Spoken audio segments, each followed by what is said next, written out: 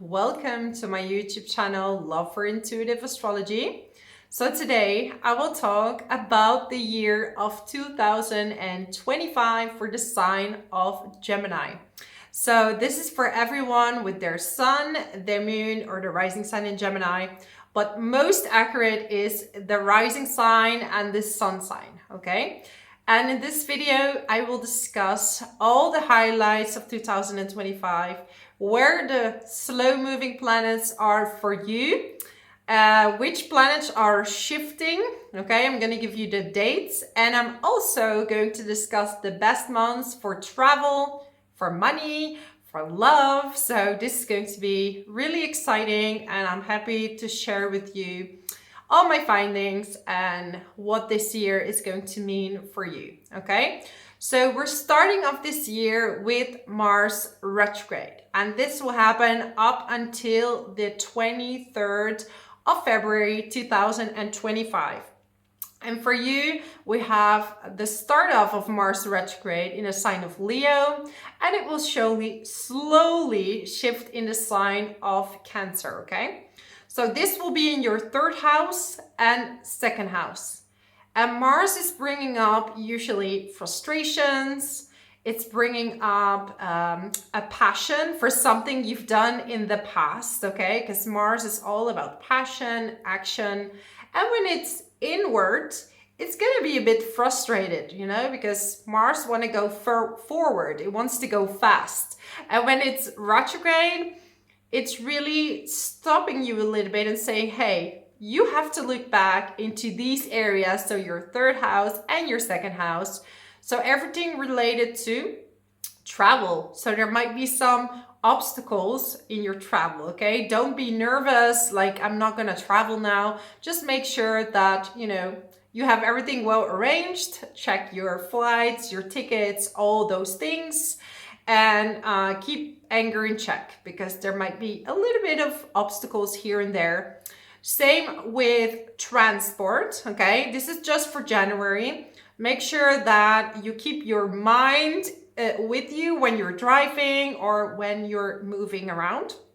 And then it goes to Cancer in the second house. And this is more related to your money and your finances. So you might have to, you know, solve some things from the past related to your income, your finances, make sure everything is in order.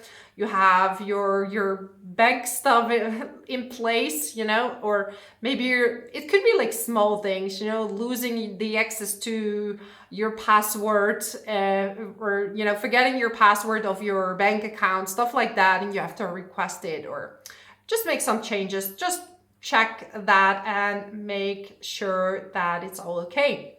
So besides Mars retrograde on the 1st of March, we're going to have Venus retrograde as well. And this will be in the sign of Aries. And Aries is pretty big this year because we have quite a lot of planets shifting into the sign of Aries. So Pisces and Aries are really highlighted. Venus in the 11th house is really all about your friend groups and friends. So there might be some friends coming back, some people you have unresolved issues with.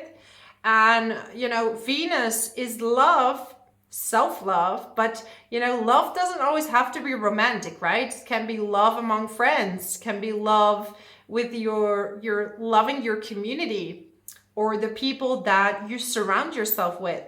And when we look at Aries, this is the sign of leadership, identity. And Gemini, you have been experiencing some ups and downs in your friendships because we have Chiron there in the 11th house. So it could be that there were some unfair situations in your friendships. Maybe you were there for them and they weren't there for you, okay? And now you're gonna really experience, okay, who is right for me, who's not right for me. And especially in May, because we're going to have on the 25th of May, Saturn is going to dip its toes a little bit in Aries in your 11th house. And it's going to further enhance this whole subject around your friend groups, your community. if you were, for example, I don't know, doing certain workshops or you're working with the public, you're gonna have to find maybe new ways on how to deal with people or make it more personal and make it more detached. Maybe you were too involved in this group, and that was at the cost of yourself. And if you're too involved, and even if it's in the workplace, you know, because you have Saturn in the 10th house when we start this year, and it's moving into the 11th. So how involved are you in certain situations at work or with your friends? You know, sometimes there needs to be a little bit of detachment. Because the funny thing is that Aquarius rules the 11th house and it wants to be friends with everyone, but it's a bit detached, right? It's not going to solve everyone's problems and get personally involved in the situation. So where are you too involved? And it's going to be at the cost of your own identity as well. Like, am I trying to be someone I'm not? And Saturn in the sign of Aries is going to highlight that for you. And then on the 30th of May, Neptune is going as well in the sign of Aries in your 11th house. And it's going to align with Saturn for most of the year. They're going to dance around each other, right? Because Saturn will be in the sign of Aries up until the 1st of September. Then it will go back in the sign of Pisces, okay? So this is a huge spiritual aspect because Neptune wants to be up in the air. And it was really comfortable in Pisces, but is it comfortable in Aries? A little bit. It's not the worst, right? Because Saturn is in its fall in Aries. So this is just gonna have, you're gonna have to work extra hard and you're gonna pay more attention to that area, right? It's nothing to be afraid of.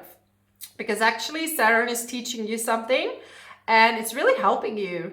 In certain situations, it's really helping you seeing things it's building character. So yeah, a lot of focus on friendships and career. At the same time, we have the North Node also going in the sign of Pisces.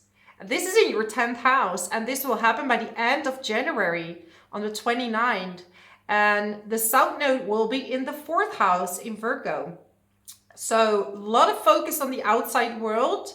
And you're going to have to see, who am I trusting? Who am I not trusting?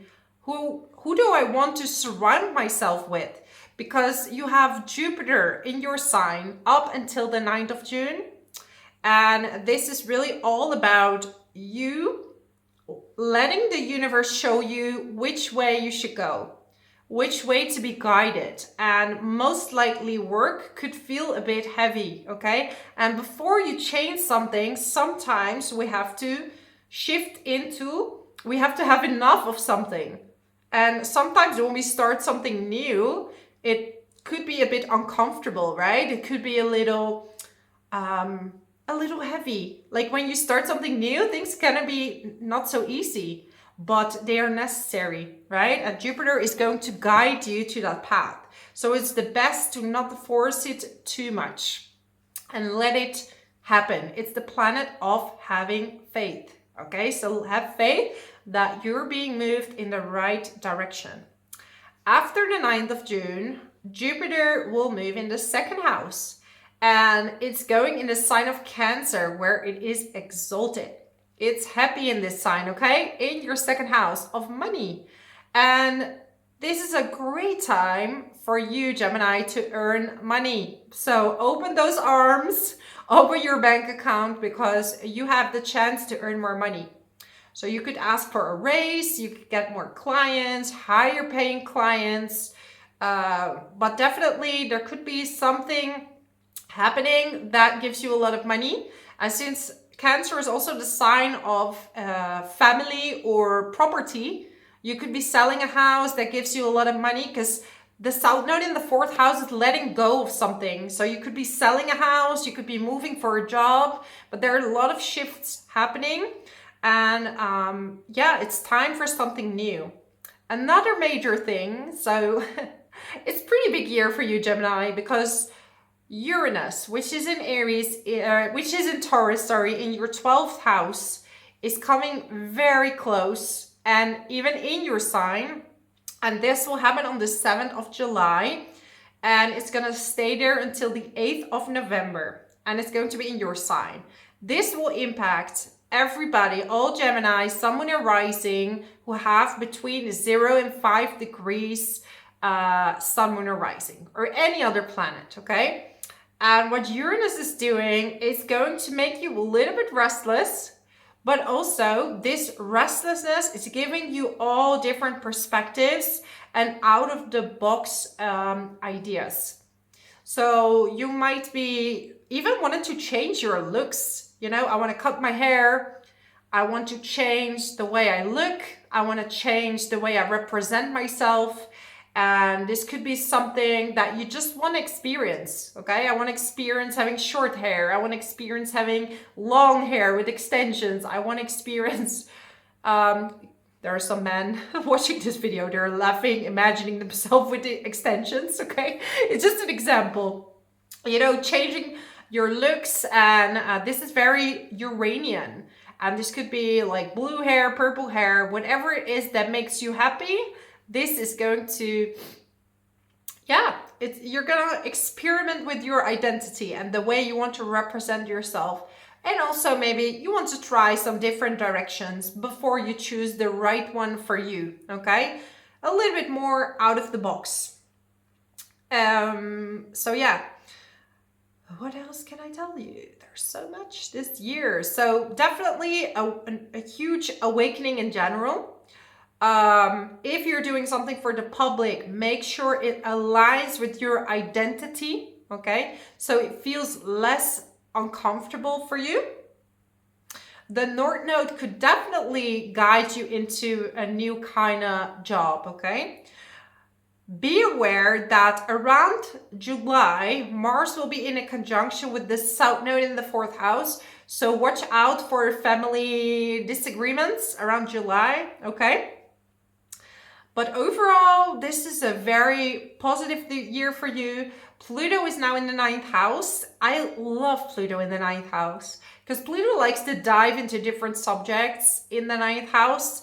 And you might want to learn about the universe. You might want to learn maybe about astrology, about different subjects, and you're going to make up your own mind, okay? Because nowadays we have so much information. And this person is saying this is wrong, and this person is saying that is wrong. And people get confused, like what is right and what is wrong. We don't know anymore. And you have to feel in your own self what is right and what is wrong for you. And you can only do that when you're connected with your heart, okay? So this is very important. If you travel, you might get some shocking revelations of what is happening in the world, okay? So Pluto will show you some extremes and will show you what is hidden in the underworld, okay? And that might come up to the light. So your travels might have a huge impact on you and also in what it is that you believe, but it's gonna really build a lot of character, and that might shift also the people that you have around you. So it all aligns together.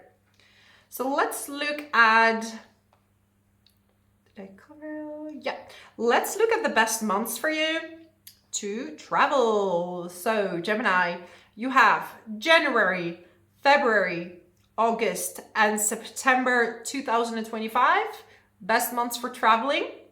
Then we have health, okay? And it's important to watch your health in October, November, because we have Mercury and Mars together, okay? So first of all, watch your health these months. If something is off, go to the doctor. But also, you know, 6th house also related to work. So be aware what you say in the workplace, okay? Be aware what you say in the workplace. Yeah, so we're talking about career. Good career months are February, March, October. October, November, but be aware in October and November what you're saying, what you're speaking. Money. Well, it's a money year for you, okay? So let's say it's a money year. Best time for you for money is June till the end of the year. So when Jupiter's going into Cancer, this is great for money, okay? And up until June, it's all about figuring out the direction you want to go. Let yourself be guided. It's going to be a really exciting year for you with a lot of changes. And yeah, so I'm wishing you all the best. Before I go, let me know in the comments, what are your plans for 2025? And I just want to add, we have a retreat center now, and I'm doing intuitive astrology retreats or meditation and astrology retreats. So we're going to look at your chart. We're doing so many fun workshops, and they are all really there to get to know yourself better and to transform you, okay? So this is really about spiritual growth. So if you're ready for that, check out the description box below. I'm wishing you such an amazing year. Thank you so much for being here, and until next time, thank you.